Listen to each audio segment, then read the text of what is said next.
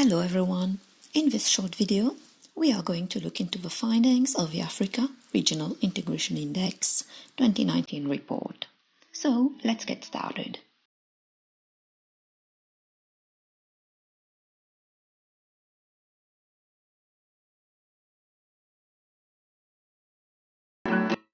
ARII, A-R-I-I, is the acronym used to refer to the Africa Regional Integration Index. ARII 2019 was launched online in May 2020, jointly by the African Union Commission, the African Development Bank, and the United Nations Economic Commission for Africa. It succeeds and updates ARII 2016. ARII 2019 report, as well as a technical report and a methodological note, can be accessed online. Check the links in the description.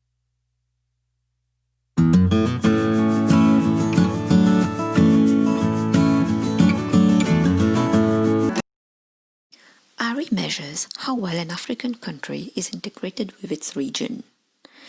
Integration is measured at the continental level and at the level of the sub-regions, that is, the regional economic communities. Note that there are 8 regional economic communities, or RECs, recognized by the African Union Commission.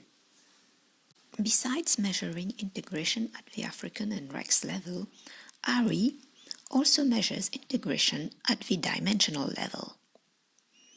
The trade, productive and macroeconomic dimensions are the so-called classical dimensions that are integral part of some of the well-known integration indexes, such as the EU Integration Index or the Asia-Pacific Regional Cooperation and Integration Index. The infrastructural and free movement of people dimensions are less common, but very relevant to the African context.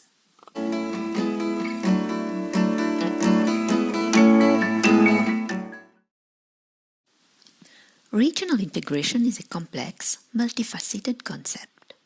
It usually refers to trade or economic integration, but increasingly implies infrastructural, social, and environmental aspects of integration. The concept of regional integration is often said to be elusive and subjective, leading it to be characterized as an evolving concept. But when referred to in current discourse, it simply means the extent to which countries in a region align their policies to achieve certain common socio-economic objectives through the establishment of institutional frameworks.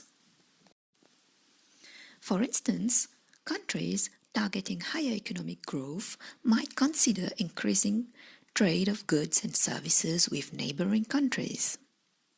To encourage and facilitate trade, they can agree to eliminate tariffs and non-tariff barriers between them. In other words, they enter into a trade agreement. Or countries might want to reduce CO2 emissions to improve quality of life of their citizens. Hence, they can agree to enact policies promoting the use of alternative energy and sanctioning abusive practices.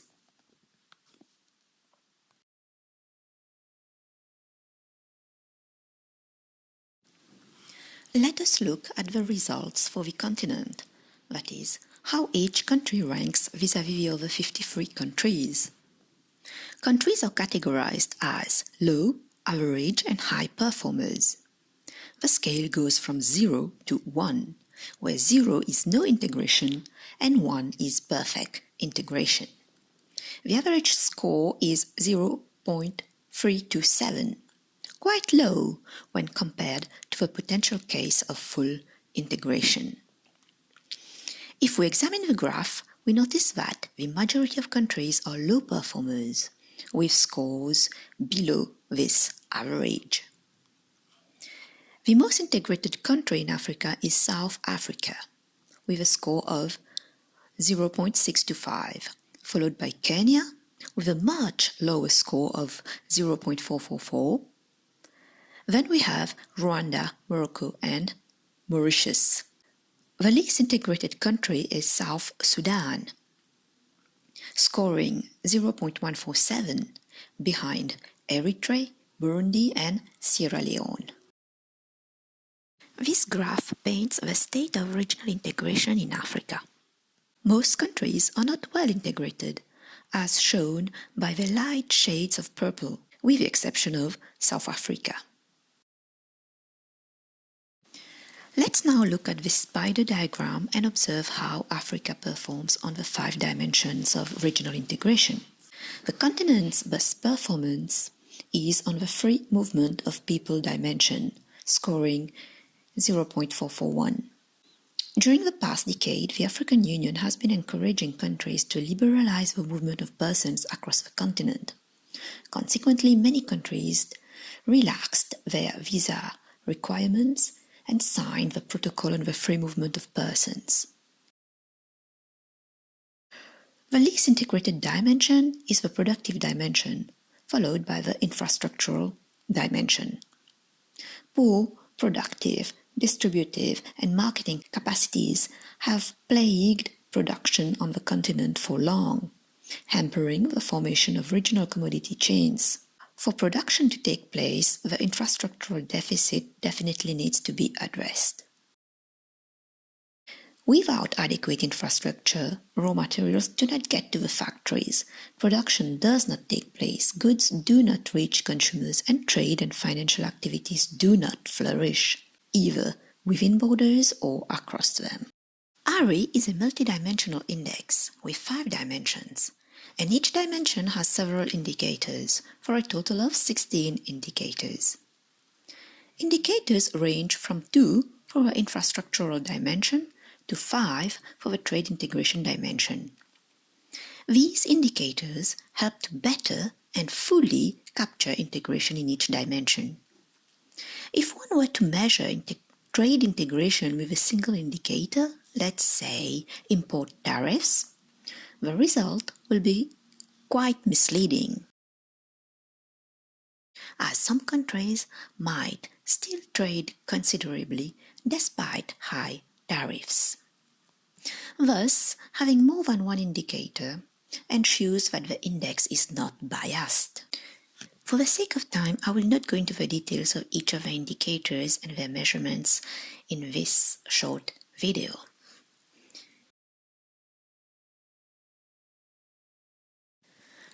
Let us now look at how countries in Africa are integrated on the different dimensions. We start with trade. Africa's average score on trade is 0.382. The best performing country is Eswatini, with a score of 0.730, followed closely by Namibia that scores 0.715. Lesotho, South Africa and Zimbabwe occupy the 3rd, 4th and 5th position respectively on trade integration. At the bottom of the list, Somalia scores 0.111 behind Sudan that scores 0.178. We notice the huge gap between top and low performers, a gap of more than 0.6 points, reflecting disparity in the trade integration of African countries. Interestingly, the best performers are all geographically concentrated in Southern Africa. What are the characteristics of the top and bottom performers? 4 of the top performers are members of the South African Customs Union, SACU. The best performing countries have also ratified the African Continental Free Trade Area, AfCFTA. On the other hand, bottom performers like Tunisia, Somalia, Sudan and Comoros have some of the highest tariff rates in the region. We have seen that the productive dimension is Africa's stumbling block, with an average score of only 0.201 on regional integration. The Republic of Congo is the least integrated country, scoring a mere 0.049 behind Lesotho, Ethiopia, Mauritania and Niger, all with scores below 0.1. The best performing country is undeniably South Africa, boasting the maximum score of 1. The next best performing country, Nigeria, remains far behind with a 0.364 score, evidencing the low productive integration of African countries. It is followed by Angola, Tunisia, and Zambia. Countries with high trade complementarities, for instance South Africa, perform well on productive integration, as well as countries that have large export share of intermediate products, such as Nigeria's fuel exports. Exports of intermediate products is quasi non-existent for low-performing countries like the Republic of the Congo. The infrastructural dimension is also quite problematic for the continent, with an average score of only 0.220. The scores of 11 countries are less than 0.1. The least performing country is South Sudan, scoring a mere 0.009, followed by Eritrea, Somalia, Chad, and Niger. Few countries achieve a high performer status. The most integrated country is South Africa, with a top score of 0.898, demarcating itself from the second best performer, Egypt, that scores 0.585. It is followed by Seychelles, Morocco, and Tunisia. Countries like South Africa and Morocco have some of the best flight connections on the continent. Others like Seychelles and Egypt fare well on the AfDB Infrastructure Development Index. Low performers score poorly on the Infrastructure Index. Africa's regional integration is driven by its free movement of people dimension.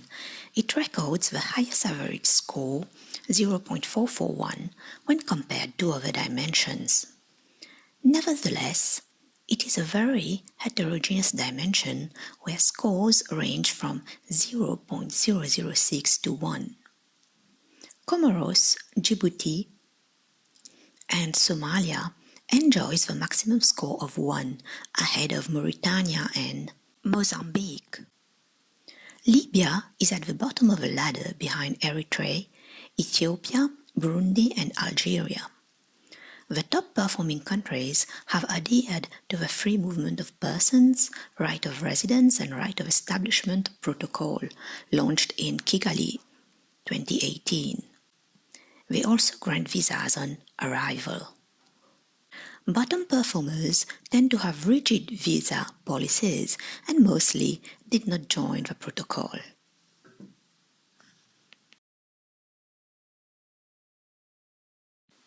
The African continent has a moderate performance on the macroeconomic dimension, scoring nearly 0.4 points. Morocco is the most macroeconomically integrated country. It scores 0.809. The runner-up, Mauritius, lies far behind with a score of 0.633. The two are followed by Egypt, Rwanda, and Mali. They score 0.632, 0.570, and 0.542 respectively. South Sudan and Angola are the least integrated country.